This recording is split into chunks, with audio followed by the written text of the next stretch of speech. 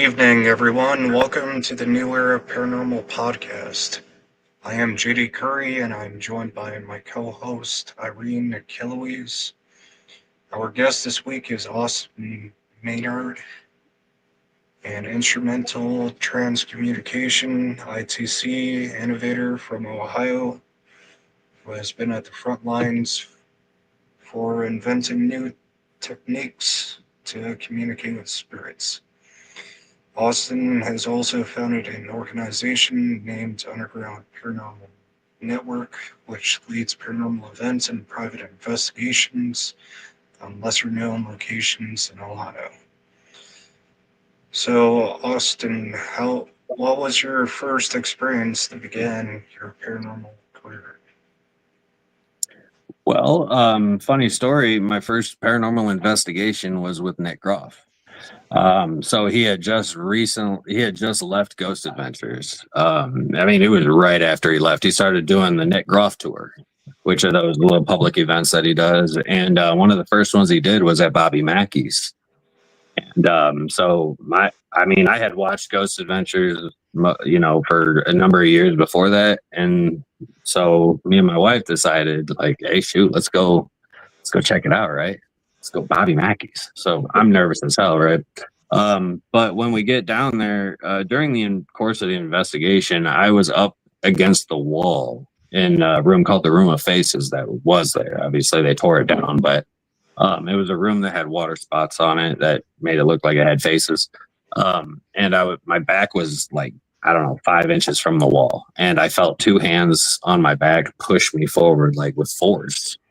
And that was really my moment, I would say, that like turned me on and made me say, I got to dive into this. I was always interested, but never dove into it until that moment. Which is crazy. Sometimes it takes, you literally had a push that made you decide to go into this. So, and Bobby Mackey's of all places that's crazy. I can't imagine the experience there. Once you go in there, how you feel. Oh yeah, we would go down there because we actually used to live about an hour north of Wilder, Kentucky, and so we would just go down there some nights and just go have a drink and listen to Bobby Mackey and the Big Mac Band play a couple songs. Do line dancing. It was fun. But doing an actual investigation is like a different kind of feeling than just going and having some fun. Really, that basement was creepy. It was very creepy, and it didn't help if you went there during like business hours because they had these bottle chutes that they would throw beer bottles down that would like go down these chutes and crash into a barrel in the basement where everybody we would just scream sometimes because it was so loud down there, and it's the basement. It's scary. It's like, yes. But yeah, that was a great time, man. It's too bad that place was torn down, but it definitely needed to be. It was dangerous. Yeah. Well, that's a good way to start and to jump into, really diving deep into the paranormal. Right. Okay. So when you first started, when you decided that you were going to focus on this seriously, did you just start investigating, on your own, or did you start Underground Paranormal Network right away, or how'd that work? So actually, after that, my wife and I just put out an ad, or I think we actually looked on Craigslist at the time. It was that long ago. It was crazy. But we looked on Craigslist. We found a local team, and they interviewed us. Whatever, we joined on with them, and that's kind of like where we really began our journey at, I guess, and acquired a bunch of equipment. And I started kind of taking over all of the scheduling for the investigation. I started making doing the networking. I have made all the relationships with the building owners and people and stuff like that. Things kind of went sour between us and the team that we were on, and so eventually we just decided that we were going to form a team with myself, my wife, and at the time my partner Mike Mike Ring, who runs Creepy Cincinnati Paraforensics. And so that's actually the team that we started was CCP. And we actually in 2017 we started running a location called the Higginsport School down on the Ohio River on the Ohio-Kentucky border. And Nick and Katrina did an episode of Paranormal Lockdown there, season 3, episode 3, for anybody who wants to watch it. I mean, that was a wild location, man. We miss that place so much. But like that was where I kind of like started diving into ITC as well. I really started getting into ghost boxes and the different technology and everything. Yeah, and then I moved up to Northwest Ohio to Bryan here, and that's where I started UGPN because basically it was supposed to be because we still had the team Creepy Cincinnati, and then we came up here and I started Spectral Ohio. So we had Creepy Cincinnati Paraforensics, Spectral Ohio Paraforensics, and now we just actually added another branch for Indiana, the Eerie Shadows Paraforensics. Nice. And the three groups basically we acquired or we basically got managing rights to 5 different locations around Ohio. And we've had more. We've had up to 7 at one point, but they come and go, and that's kind of like the whole point of it. And so that these locations, we're just trying to get them to where they want to go, and then whenever that is, then they can kick us to the curb. No contracts, no issues. Like I don't want it to be like that. Like we're just trying to help them out, right? Yeah. And so that's it. But right now we're at a solid 5 and these are the 5 that we've had consistently for probably a good 5 years now. Yeah, I mean, UGPN is really like where it's like a collective of builders, teams, locations, just like really that's kind of what it is. And so I've been doing a lot with that. And then I started Techromancers, which is when I started just building equipment. So I had my own name to do it under, but yeah. What are the 5 locations that are involved with the network right now? So I have 2 in Bryan, Ohio. I have Father John's Microbrewery, which is an 1895 church that was that's now currently a restaurant, bed and breakfast, and a brewery, a microbrewery. They brew some craft beer there. But then I also have the 1869 jail in Bryan. So 130 years as an active jail. I don't need to say much more, really. Then I have the old Middle Point School, which was built in 1885. A lot of tragedy in the area, a lot of mystery around that school buildings, or that school specifically.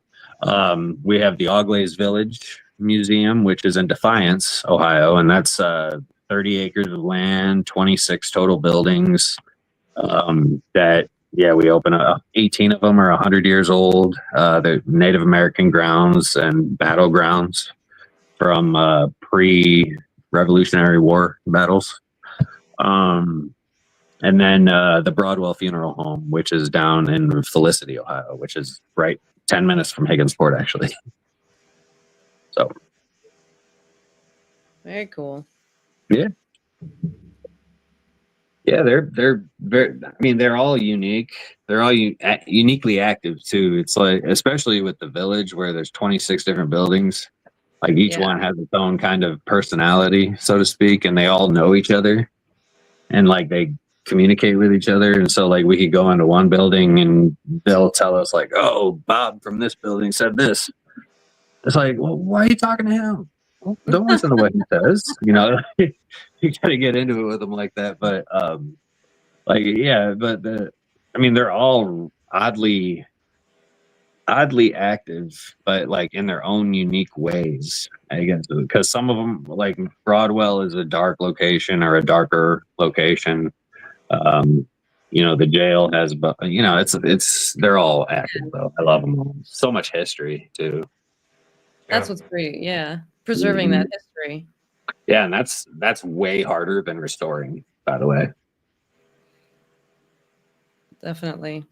I don't know if anybody knows that, but like just keeping a building standing as it is like such a difficult task because the building is constantly falling apart, like constantly.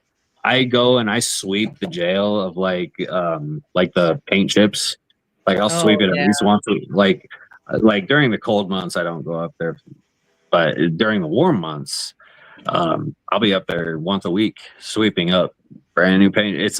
And I've even taken like, I've scraped off the walls to get like all the new coming paint chips, upcoming ones, but it doesn't matter. Every single week, it's like a whole new. It's like I didn't even sweep the night before or the week before. It always, unless the building has, open or broken windows or things like that, like it always baffles me how the paint chips fall so quickly, how it gets so dusty and so dirty so quickly. But I mean, it happens. There's other ways that's getting in there. Well, it's crazy, like how much occupancy and activity in the building can just, it's crazy to think of how much that affects it. And so, like, when a building is just basically sitting there unmaintained, nobody's coming in and out of it, it sits like that for years. I mean, you go look at, I don't know if any of you guys are into like ancient civilizations or anything, but like the ancient Mayan civilizations in the Amazon rainforest, and they're still finding new ones.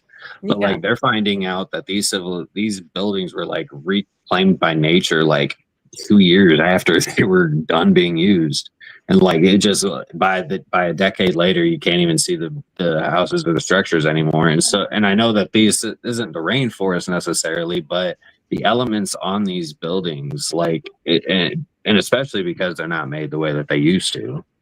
Yeah. Like it's just not as strong. The materials aren't nearly as solid and durable. And so, they really just fall apart just unless they're maintained. And it's so sad because, especially if it's a newer building or, because some of those were built really well. Like, and they didn't, they could have sat for 50 years and been fine. But others, man, I don't know. I think the elements and the weather conditions and the temperature and everything, that obviously I imagine plays a factor. Yeah. Have you ever seen those videos where they'll show what'll happen to cities over time, and it can actually happen. The plants and everything takes over an entire city within a few years. It happens that quickly because we're not around to try and prevent that from happening. So let's think about this. Like if anybody has a lawn, don't mow your grass for 2 months. Right. You'll get it real quick. Right. And the weeds, oh my gosh, the ones that go through the cracks in the driveway and they create cracks in the driveway. That's that's true too. Yes. Man, I've been to some hospitals. Like there's a hospital in Kentucky that I went to that like is very much condemned, very much off limits. Don't go there. But there's like trees growing on the second floor in some of the rooms, like freaking trees that are like 5 feet tall. It's like, how is this tree on the second floor in the middle of a room away from the window? Like, why is this growing? How does this happen? It's only been closed down for like 10 years. It's insane. A nut got in and the moss and the water out. In the words of Jurassic Park, nature always finds a way, right? So always life finds a way. Yep. That's right. So right. So at these locations, you do paranormal tours? You bring people in? Well, yeah. We do. Well, typically they're open for bookings, like private teams and everything. So we kind of just do that. We do public events at each of the locations at various points throughout the year. But for the most part, yeah, it's either a private booking or a public event. Yeah. And how do they know to reach out to book the location?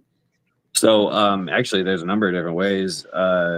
Well, for most locations, you can either go to the page of the location itself, like it has haunted in front of it. So like haunted Broadwell Funeral Home, haunted Oglays. The only one that you won't find a page for would be Father John's, but all of the bookings can be taken on the Underground Paranormal Network Facebook page. All of them. In Very fact, cool. the UGPN page is where you can get in touch about the locations, builders, teams. I said it earlier. You guys got it. So, so you came full circle. So you went on an investigation that pushed you to go deeper into the paranormal at Bobby Mackey's.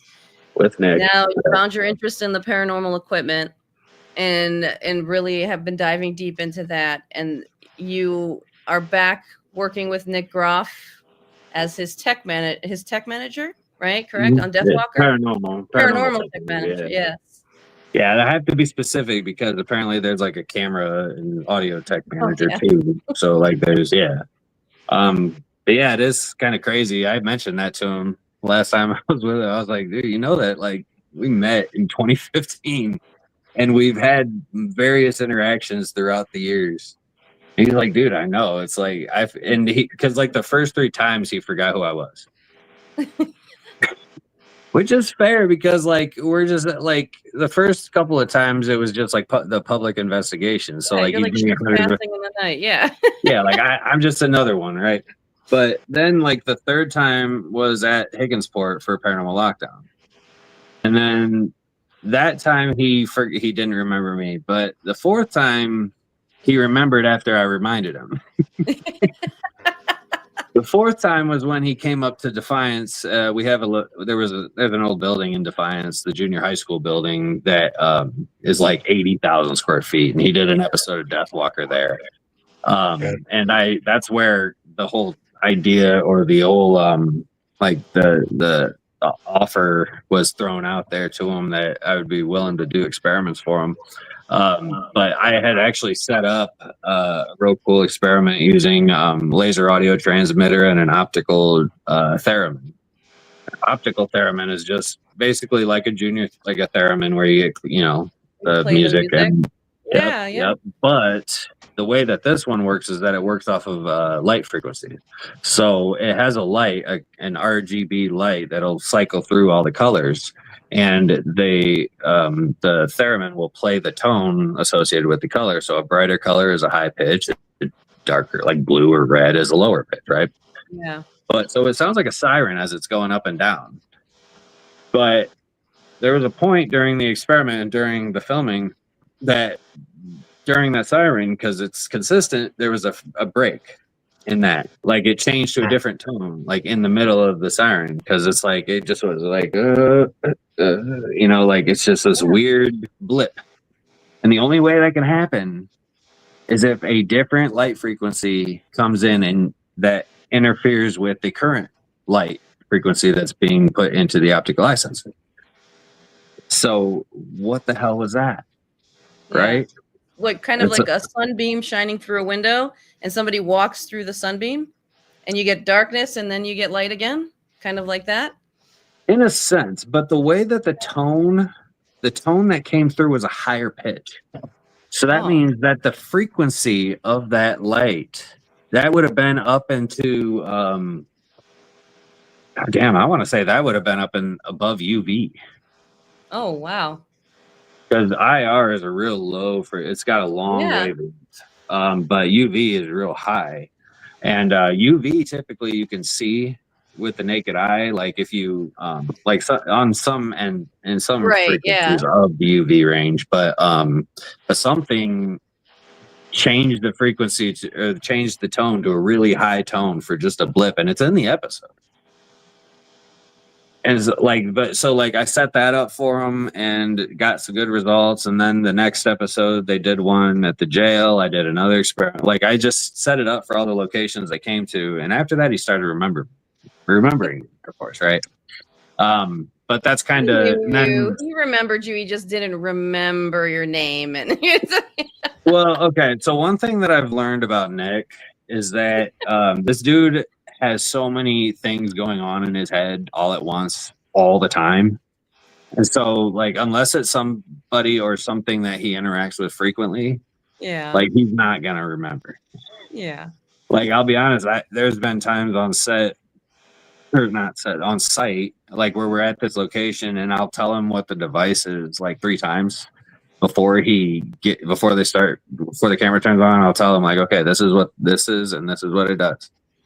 And then right before they press record on the camera, he's like, all right, remind me again. What does this do?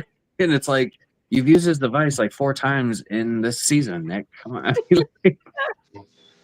But it's just because that dude, his mind is like, he's got all these crazy ideas and all these things going through his mind at all times. And so, like, I just realized that about him. And like, especially with filming projects and different things he wants to do, man, the dude is insanely like driven with that. It's good to see too, because we don't have a whole lot of people that have the know-how, the creativity, and the notoriety, I guess, to be able to do the things that he does, because I don't know how the hell you get onto Poveglia Island in Italy. I don't know. I've asked, because it was his cousin Justin, who's the camera guy for Deathwalker. He was the one that did all that for Ghost Adventures. And so he's the one that got him onto Poveglia. He's the one that got him into all these locations that, you know, if anybody else tried to follow their footsteps like I did, calling up all these locations like, hey, do you guys offer? How do I, right? Like, apparently there's no way in hell anybody's getting permission in Poveglia. There's no way in hell. But apparently they were able to just find somebody that was willing to take them over there, because most people won't, I guess. Yeah. Most people refuse to do it. They don't like going over there. So, how do you approach the equipment, like making new equipment for the series? Is it based on case or? So what my understanding, like when I was hired on, was that I guess what my drive or my motivation or my MO, I guess, when I was hired on, was that I needed to create a different experiment, a different piece of equipment for every episode. So 20 episodes in the season, I had to have something different for every episode. So season 5, they're currently filming. Didn't have the budget to bring me out this time, which, whatever. It is what it is. But so I sent them like a box, like fucking, huge box of equipment. But it's really, that's more dependent upon what Nick and Tessa are feeling, because like I may suggest something to use, because like I've tried to do that. Actually, I've tried to plan it out to where like I would do certain experiments for certain locations. Like if we were going to do a jail or a prison, I would do something specific to that, right? But what ended up happening was I would have something planned, I would get everything ready for that, and then Nick would want to go a different direction on that episode. Because when we would get to the location, like there'd be something maybe he would feel or something, you know what I mean?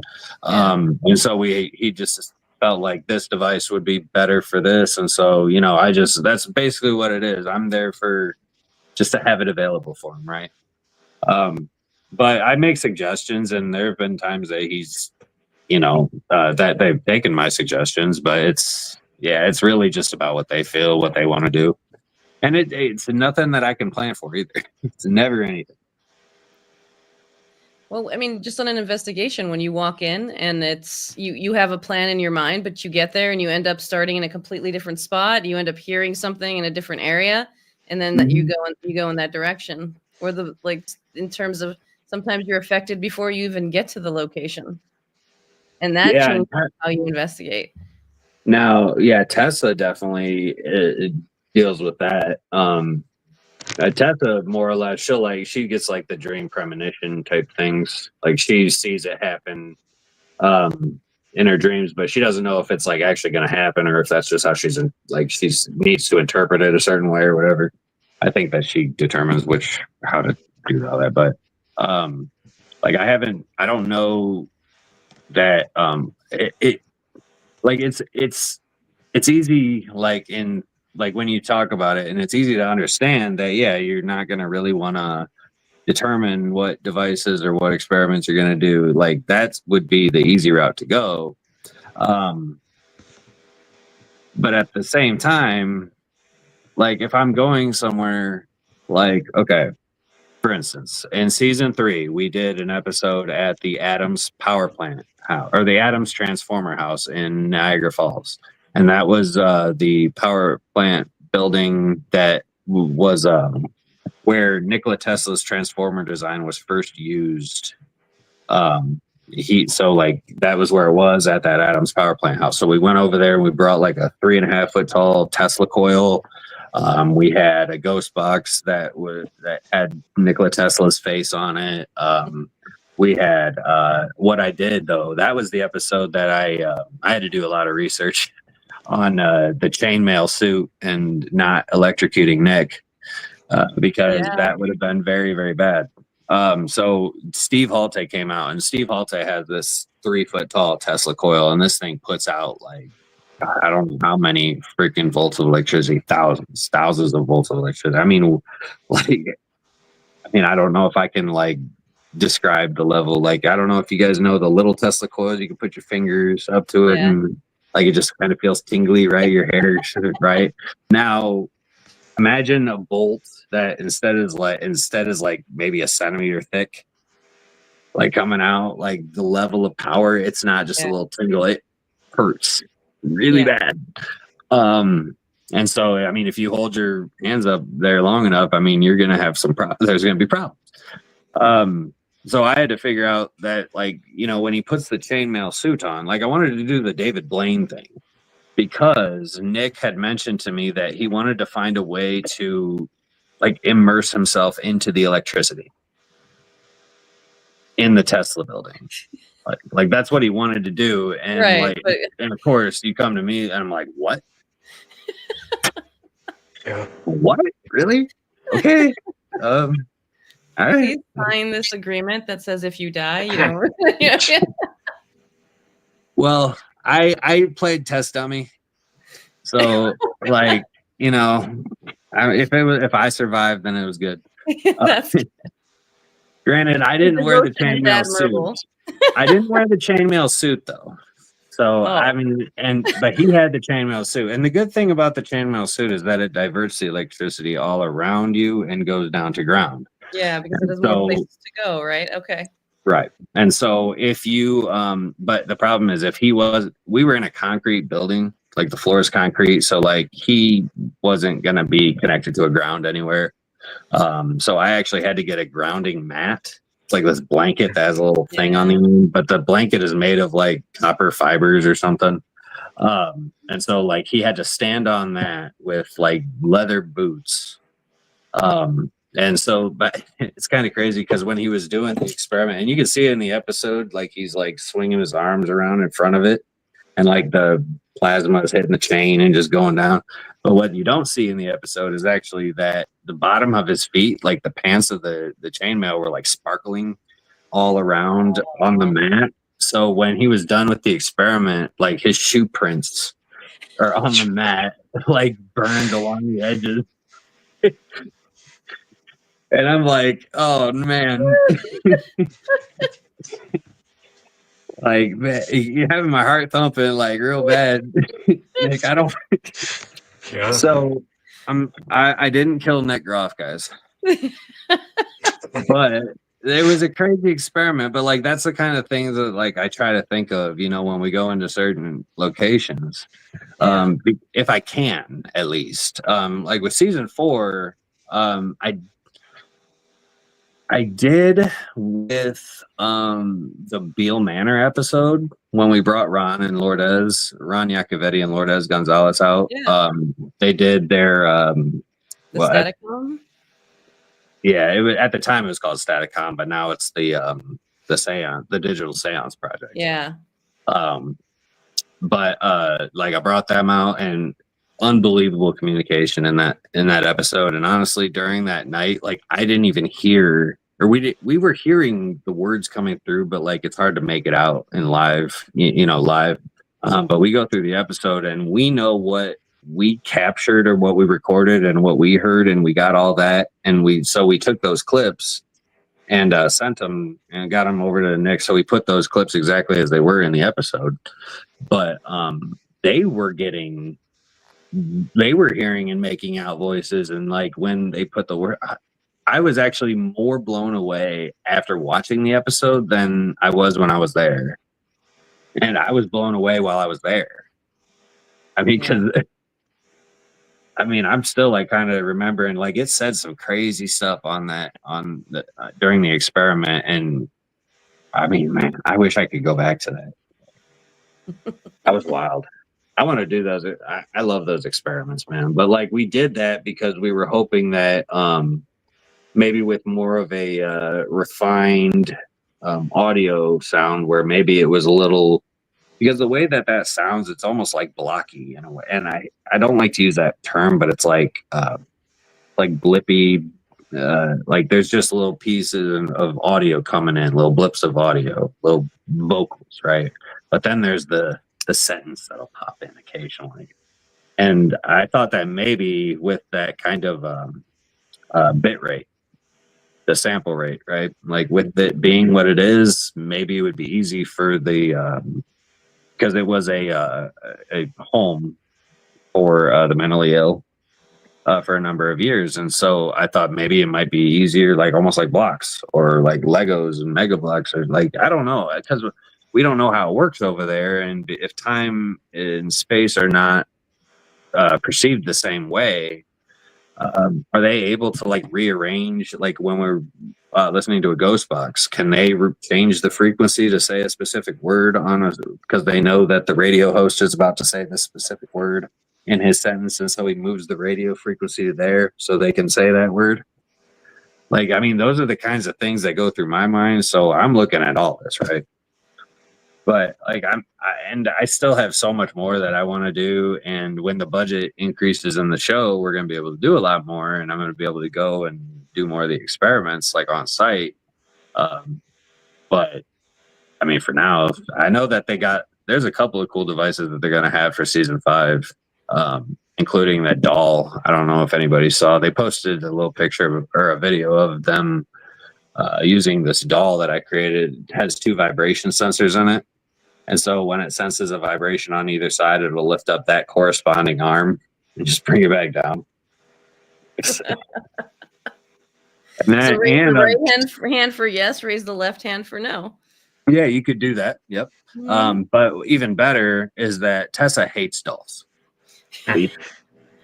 So I mean, that was great. But so, do you guys know Terry Long Gone Dolls?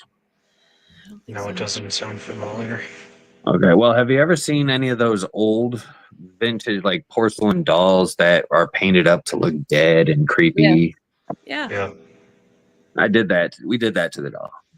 So like, it's like it has that movement and everything, but it's all creepy too. And so that, I mean, there's like a 4-channel sensor system that can like there's a whole bunch of cool stuff that's gonna be coming, and I'm not gonna give any more away because season 5 will come out later. Yeah. But season 4, I mean, I'll be honest too, a lot of the experiments we did in season 4 like didn't yield any results. But that's the way things happen. It's not always a result every time you do something. Well, yeah, and I'll be honest, I started running out of ideas after a certain point. I mean, yeah, there's 20 episodes. It's a lot.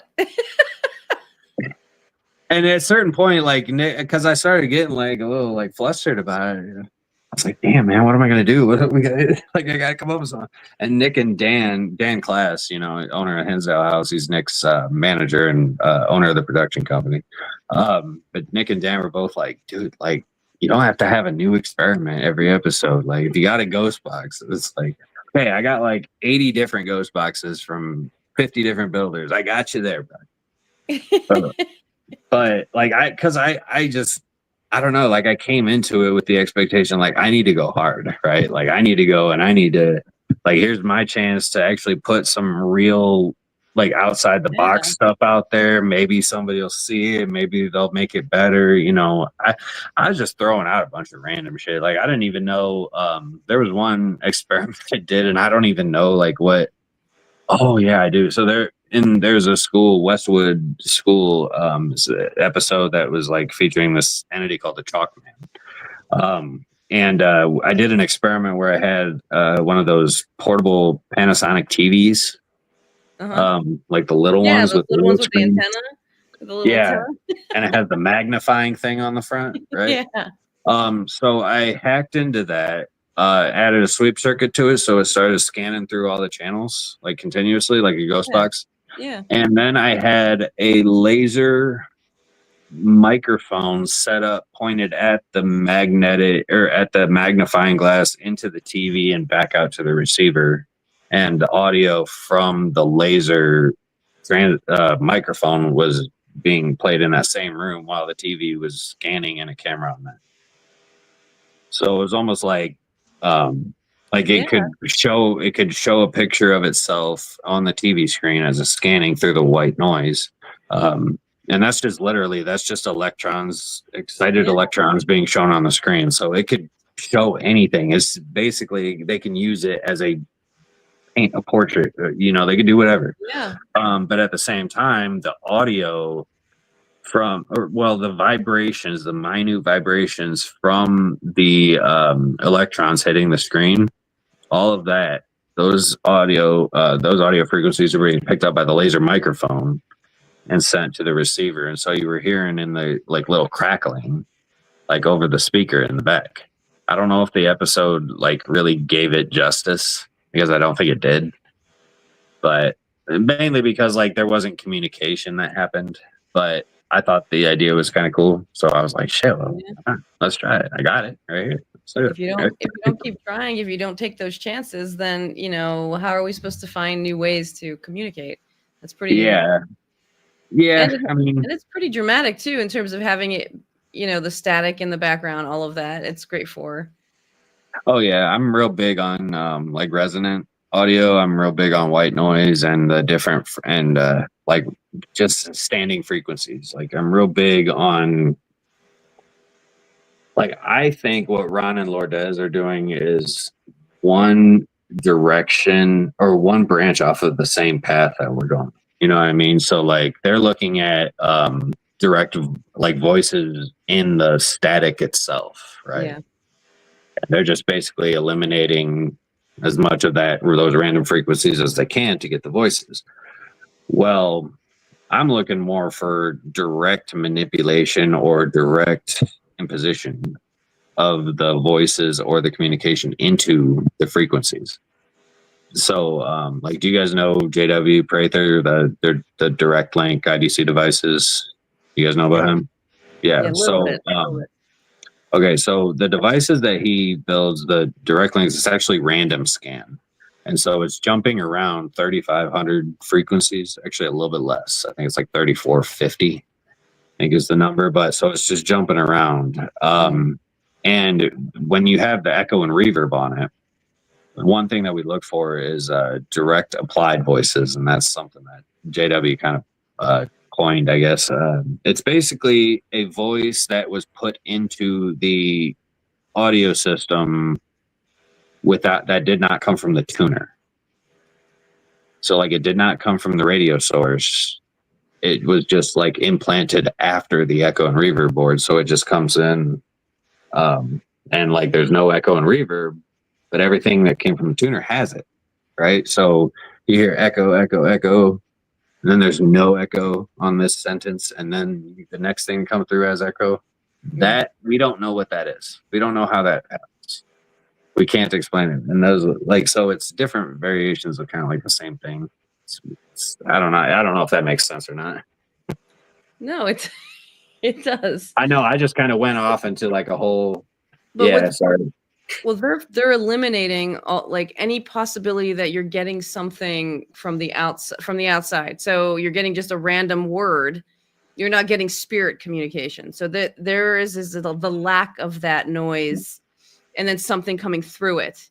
You're in the noise, but having them pull from the noise, kind of in that way, into that noise, and you're looking at the difference between the noise and their words. Yeah, it's almost like like imposing itself into the audio rather than finding it in the audio already, right?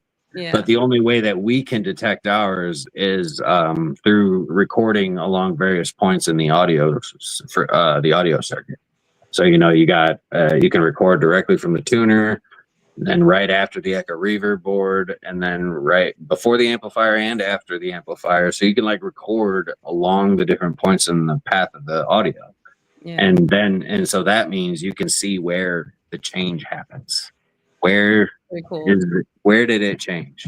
And so if you got 4 recorders on one device and it picking up every point along the way, you catch that DAV, and I'm telling you, once I heard the first one, I catch them every single time, and it blows my mind every single time because I still don't understand how it, like, I get with the audio signal.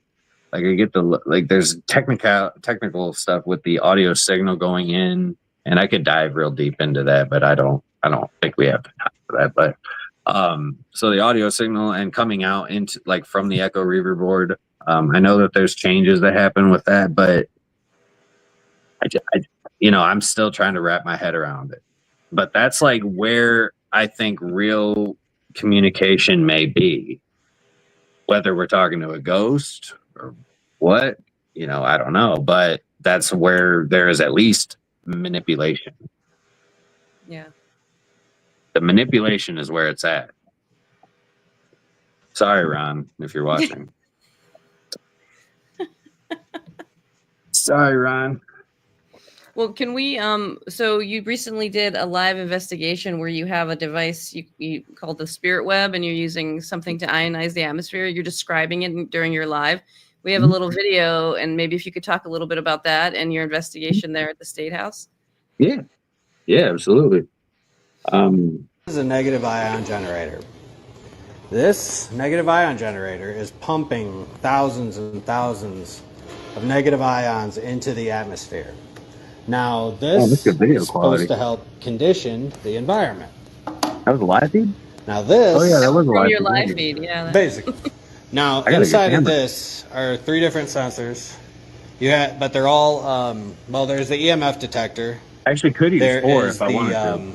Static indicator, which is detecting whether, it's basically a change of polarity, right? So positive to negative, negative to positive. And then the LEDs are basically trying to stretch out a radius that can detect movement. So it's covering a wide range, and they're all adjustable, 15 feet in each direction.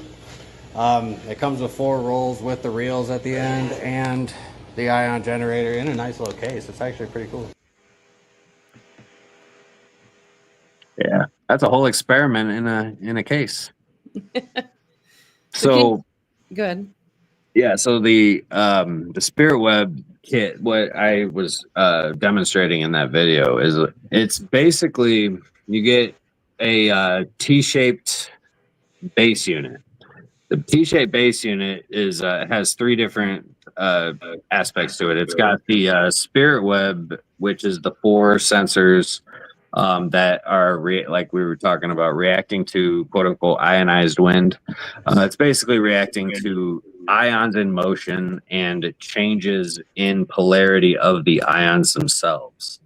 And so, like, if you have because it starts off in positive, basically, and it'll just sit there as positive and it's on. So when you introduce a negative, it changes. But the difference and I know that people may think static when I say positive and negative charge or positive and negative ions, but the difference is that I guess the one way that I could describe it, and I think I said it to you earlier, if you have an air purifier at home, that smell that you get, that's called ozone, and that ozone is a negative ion. It's a negative ion generator. And so so you wouldn't necessarily consider that to be static. Static, I mean, you're rubbing your feet on the carpet or whatever, right? And you shock, that's static. So this is affecting the environment in a different way. We're going down to the quantum level at this point. And so the Spirit Web is actually able to detect negative ions waving across it, all the way from 15 feet in every direction. And there's 4 of them, and we're actually playing around. I want to play around with longer ones. I want to go like 30 feet. That'd be nuts. So you'd have like a 60-foot diameter range. That'd be sick. But so it has that. It also has an EMF detector, and the EMF detector is not your standard one. It actually is normally used for putting in circuits or putting in meters that detect AC current. So it's not just like your standard EMF. Like you actually have to put it next to an outlet in order for it to alarm. That's great. But it interacts with the spirit web in a weird way. I don't understand it, but like when they sit long enough on, like when the transistors actually calibrate long enough, they all will react together. It's kind of crazy. But then there is a static indicator, a static polarity indicator, positive or negative, that is on there as well. So you actually have like a number of different aspects just on this base unit, right? Then you get the negative ion generator, which is an ozone generator essentially. But the negative ion generator is meant to condition the entire room. And I mean, if you let that thing sit for 10 minutes, you walk out, you come back in 10 minutes later, like you're gonna smell that ozone. But that room, everything is gonna be so insanely sensitive to anything that enters that room. Like if I throw a rock into the room, it will set them off. Like it is so like the spirit web is something you want to set up and then keep everybody away from, because like it's going to detect anything. Yeah. And so, but I love it because it's looking at, like, I mean, we're getting down to like the quantum level here, looking at specific particles rather than, just energy, right? Yeah. Because that's a vague term. That's a very vague term. Okay, in this space, everybody has to be outside of the room. How do you eliminate anything? I'm just asking the questions to kind of figure out, like, maybe what somebody might think. So Right. What if there are spider webs in the room because we go into old locations? What if there are insects crawling around? How do you eliminate for that, or any other possibility that could kind of interfere in an older building? So yes, and that's a good question actually. And so whenever it is calibrating, it will calibrate to anything and everything that's in that room. Now a spider, and I know I said a rock, but I mean, I'm not talking about a pebble, of course. Like, I mean, I would have to pick up a nice sized rock and throw it in there. It would set it off. But I mean, yeah, it does calibrate to everything in the room. So like, even if I was in the room and standing in the middle of it, as long as I just stood still, it would calibrate to me. Mm-hmm. So that's why, like, when we say, like, if a raccoon went in or something, yeah, it would definitely set it off. But anything like dust particles in the air? All of that is because those are constantly moving. So yeah, we have it all calibrates. In my testing, I have not had that happen yet. I mean, I don't want to say that it can't happen, because I just, because this is still a very experimental idea and a device. So like, I don't think there's been nearly enough testing done on it in order to definitively say that dust will set it off or not, Yeah. But we haven't had that happen yet. At least not that we know of. If you have it sitting in a room for, I'm guessing, hours on even that investigation that you were on, and that's not maybe occurring, right, then it's likely that it's not going to occur. Exactly. And so that's kind of the thought process we had behind it. But again, I don't know, maybe the right piece of dust comes along. Maybe it's a dust that has fibers in it that are statically charged. I don't, like, we could get like, what about really, for me, it's the bat that decides it's going to fly through your experiment. No, I mean, yeah, I mean, there's nothing I can do about that. Right. You got a bat or a raccoon or whatever. I mean, if it goes into your web, I mean, it's either going to set it up. It could knock it down too. I mean, I don't know. Oh yeah, but then you have And then I your static cams you're watching, so then you know that the bat flew through, so you're good. Yeah, but you got to remember those static cams are at risk of being knocked over as well if that's the case. Yeah, true. So nothing is safe if there's a bat or a raccoon. It's true.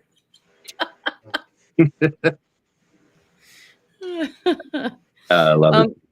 Is there any kind? So I did see we have a couple items from your like we pulled off. We know you make these. We know you make all of these new types of equipment. Do you sell any of your equipment online, or you sell it all? And how does somebody reach out and maybe buy a new piece of equipment that you have? Usually the easiest way is just to reach out to me on Facebook. I also have the email out there, undergroundparanetwork@gmail.com. But that's it's on the Underground Paranormal Network Facebook page. Literally everything is on there. And see, I'm so behind on the times with like other social networks and stuff. I don't have a website because I don't have the money we have a website. I take that back. We have a website that has not become live yet. We've been paying for the bare basically, like the security, the server, all that stuff. We've been paying for that. It's $300-400 a year, but like we don't have it active. So, but it's frustrating because I don't have the time to like work on it the way, and I have my teammate working on it. You're actually different pieces of equipment for the show. I'm sure you didn't have enough time. Well, it's not even just the show. Like I take most of my time is filled up with orders, like people that because all I do is because I do my own stuff. I build the devices for JW as well. So like I build all the direct links, all the spirit webs, and plus all of my stuff too. But my stuff is always not always, but most of the time it's like custom orders. Like people want me to create some cool something. A lot of times people don't even tell me what they want. They just say, here's what I have, go crazy with it. And then I'll just try to get creative, I guess, and and they always seem to be happy. I don't know, it could be a lie. They could just be telling me what I want to hear so that, not to hurt your feelings. Right. Because I don't know I don't think that my artwork is great. I don't think that I'm definitely not a good woodworker. Okay. Like if I were to have to build a box from scratch, like the way you guys know Jeff Fent. Yeah. So the way he does his woodwork, like that's amazing. I don't have nearly that good of woodworking ability. But like if you give me an enclosure that's already built, like I can polish it off, make it look real good, add some, sparks and sparkles and lights and stuff to it. Maybe some peripheral sensors and stuff. But I've made a ghost box out of ventriloquist dolls. I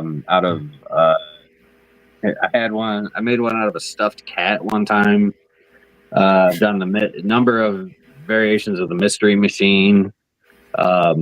I've done the Ghostbusters car a few times. I've done old rotary telephones. I've done the rotary telephone. Does it ring with the bell within the in the phone? No, but there's a speaker in the earpiece and a microphone in the mouthpiece. Oh my gosh, that's kind of that. So you can communicate with spirits. That's pretty fun. I like that. See, but that's the stuff I like to do is and I guess that's what keeps me going so much too, is because I can get creative. And when I can get creative, it's like I don't have any limitations to like what they want specifically. And so it's like, okay, well, I can do this, and this. And even though they didn't pay me to do this, I know they're gonna fucking like it. And so I'm gonna do it, and I'm gonna the people usually end up loving like what I do. Again, my perception, at least what I know or what they tell me, right? But I don't know. I think that's the only thing that I truly bring that's separated from people. I don't I know people say that I'm innovative and I like all this stuff, but I don't believe that I am. I really believe more that I am creative with the designs of some of the how I can take something that you wouldn't think I could do anything with, and then it's Ghostbox now. Look at that. But like as far as like inventing new devices, like I don't know if I've invented anything. I don't necessarily believe that I've created any new methods, new techniques, anything like that. I've done everything I've done has been done in one way, fashion, or form in the past by other builders, and probably other builders that are my mentors, my my senseis, so to speak.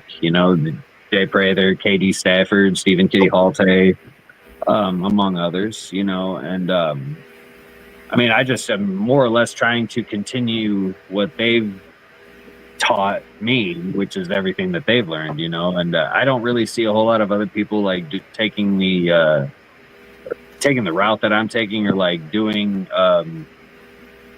what I'm doing to preserve their legacies as much, if that makes any sense. Like, I feel like, because a lot of these older builders, a lot of these people in ITC specifically, they've been backing out of the field just because of all the drama and, competition between builders and everything like that. And it breaks my heart. Because I feel like there's a lot of untapped potential, uninvented things that these guys could have come up with and still can come up with. And I think, like, if I'm able to at least continue the lessons that they taught me, at least like bring it to the next generation or whatever, like, because I know that there's going to be other builders that'll be able to do better than me, better than all of them. That maybe like I can give them, like, maybe they'll see one of the stupid things that I did on Deathlogger, one of the stupid experiments that we definitely know didn't do anything, but maybe they'll see it and be like, I think I could take that, and instead of using this, I could use that. You know what I mean? And like, because I know that will happen. Technology continues to get better. And honestly, once I move on from an idea, I move on from it and I keep going. And so, like, I know that a lot of the ideas that I move on from are just, things that maybe just because I can't do anything with it, or that I don't do anything with it, doesn't mean that this guy couldn't. Like, this guy could probably take it to a place that's, so yeah, I just don't like. You don't think you're an innovator, but I have to say, when you look at science and there's research through time, every scientist who develops something new to treat even a disease and heal people from a disease that they have, all that science is built on science previously, but it doesn't mean they weren't innovative enough to create another version that's built upon that. So that is an innovation.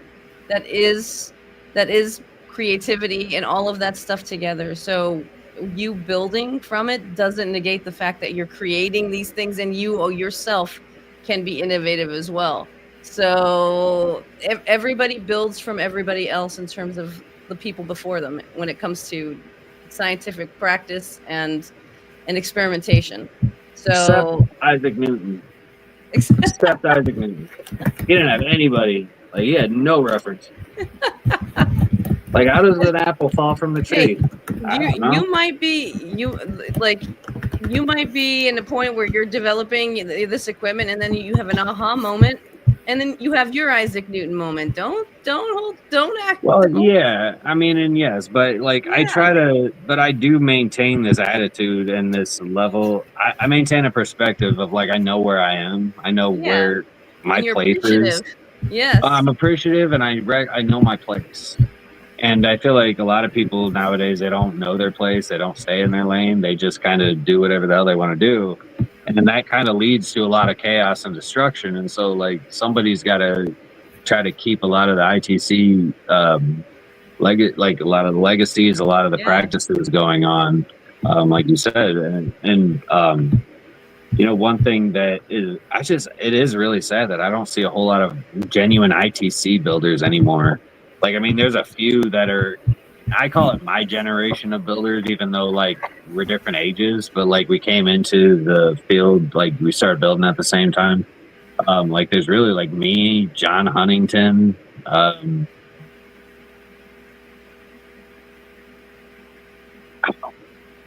like, I don't know very many in my generation, but then before me, I know plenty, right? And so I'm hoping that maybe like some of the people that are coming into this field may take an interest in it, maybe want to learn from some of the guys that I've learned from. You know, I'm more than willing to offer wisdom, advice. I just like my mentors, I never give the answer. I'll lead you in the right direction, tell you where you could find the answer, but I'm not going to give it to you because you don't learn that way. Yeah. But I'm nice about it because guys like Frank Sumption, like the grandfather of the ghost box, the guy who invented the sweep circuit for the ghost box, he was a dick. Like, this dude would yell at you and make you feel like an asshole for asking him a question. Trying to ask Steve Halte about that. He'll tell you. J.W. Prather will tell you. Everybody, man. So, I mean, I just hope that more people can find an interest in looking within the frequencies, you know, deeper within the frequencies. Well, but it helps also to have mentors like you that are going to be around, that are welcoming them in and not looking at them as competition, helping build them up and guide them. Yeah, that's a big part of it. Yeah, and so, but like, see, right now, and that's kind of why my point of like, that, you know, there's not really a whole lot of people that are doing, like, not new people. So, I mean, if somebody were to get into it now would be a good time to, just because of the lack of true ITC builders. I mean, there's so many people that'll take the guitar amp and the two pedals and a hacked radio or whatever. I mean, there's so many people that can do that. That's easy. But like actually having the function generator, tapping into a transistor radio, a voltage tune radio, and like, you know, that making it tuned to the sweep circuit and everything, like that's a lot. That is a craft, you know. And that there's very few of us that know how to do that. And it's surprising to me that there's not more people that want to do it.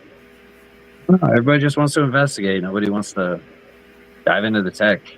I don't know.